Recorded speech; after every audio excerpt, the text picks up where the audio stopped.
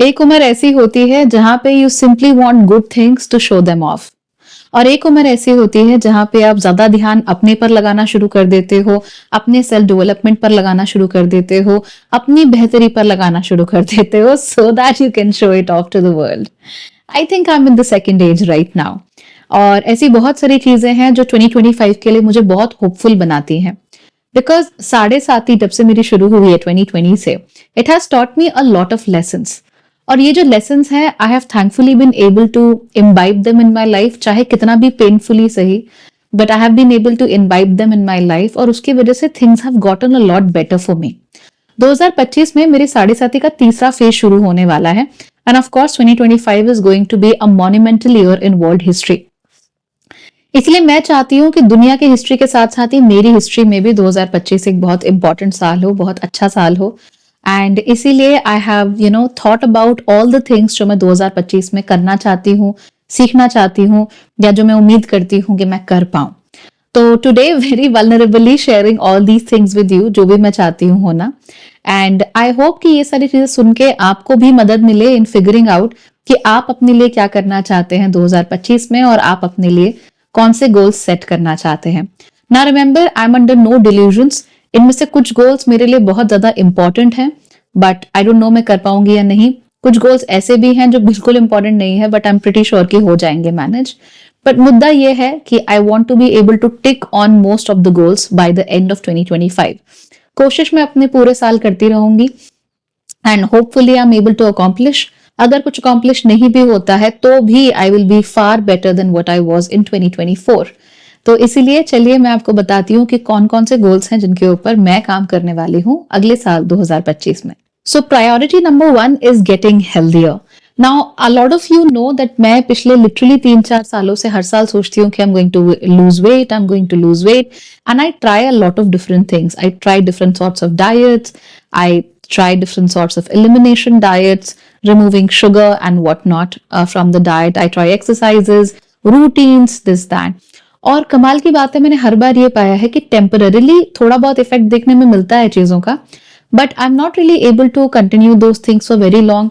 If I work out excessively, my body heats up unusually. If I go too far beyond an exercise, then my body doesn't like it. And I was tracking my calories and everything. और आपने से बहुत सारे लोग जो मेरे channel personal blog को follow करते हैं, स्लीपी एक्वेरियन गर्ल, आप में से बहुतों ने देखा भी होगा, I was trying really hard to lose weight and I was doing daily tracking, macros tracking and what not. But what I eventually realized is it's not a calorie problem. It's not like I'm eating like crazy. It's not like I'm bilkul hi sedentary. It's not like I'm just a bad person with no self-control. ऐसा कुछ नहीं है.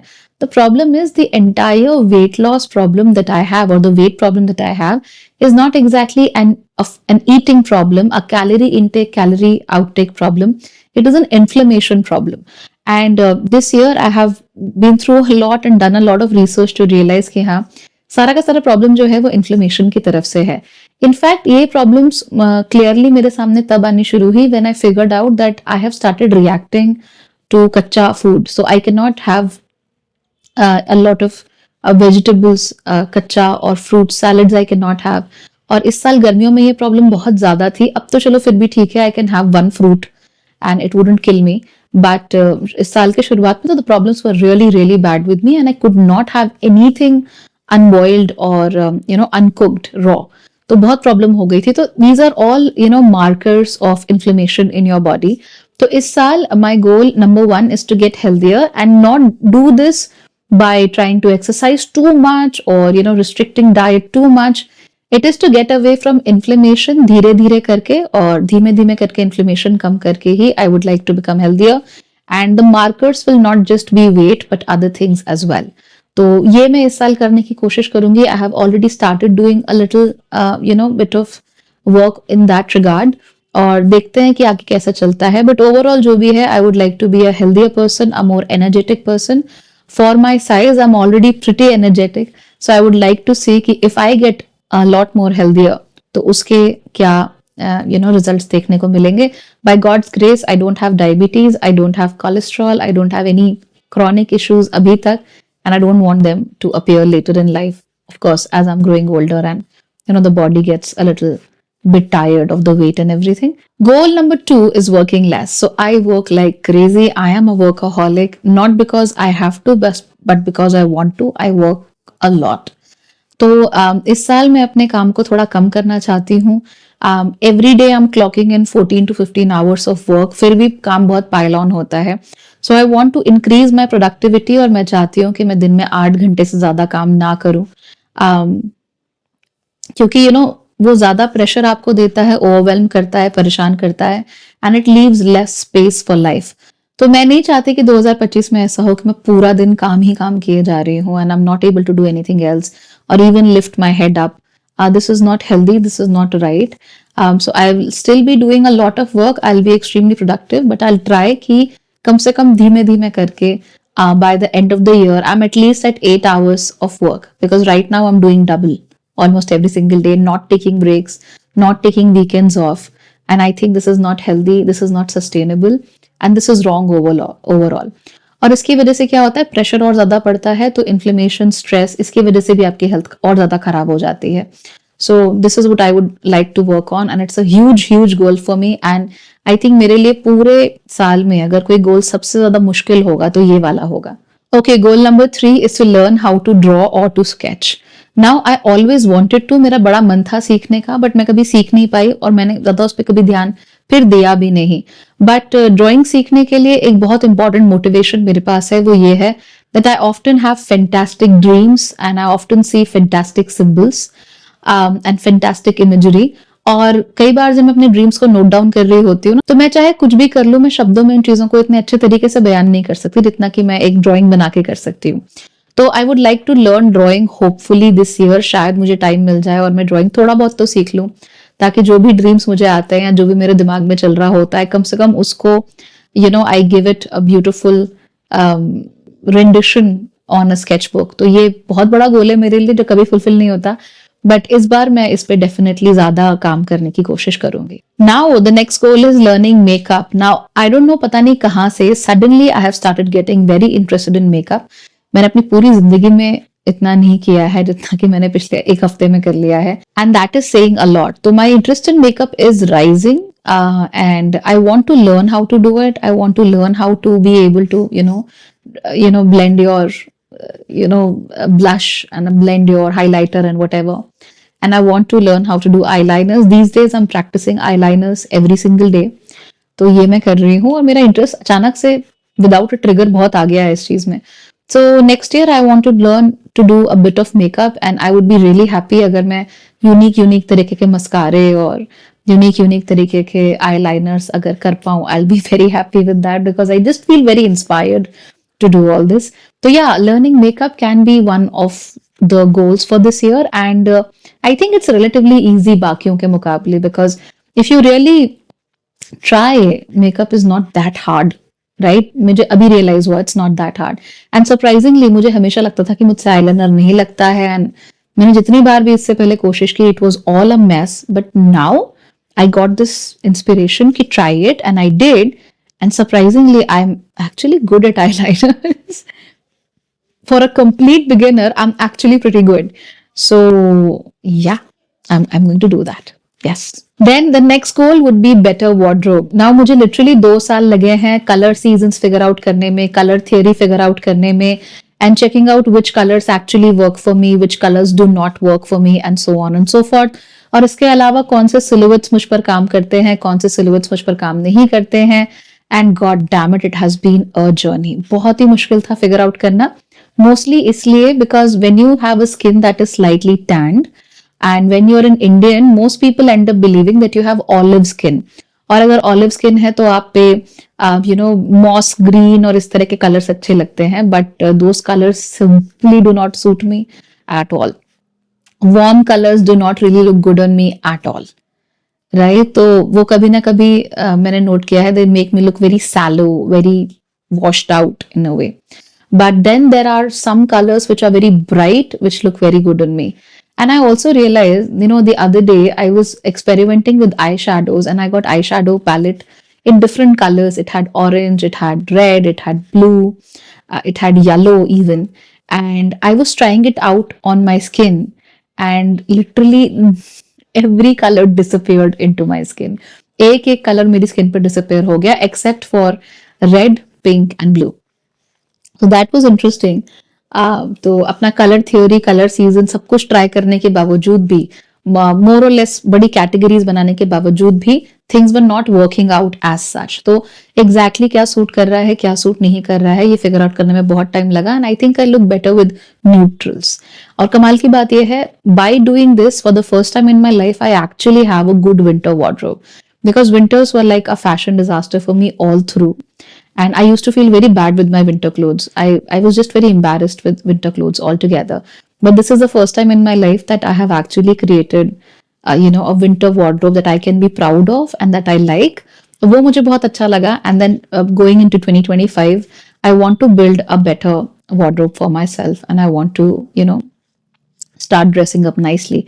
Now, when you're short, when you have, a larger size, and when you and your colors don't match with anybody around you, it gets very difficult in life to get things done or to buy colors. But I have tried a lot and it is paying off, and I wanted to pay off in 2025 as well.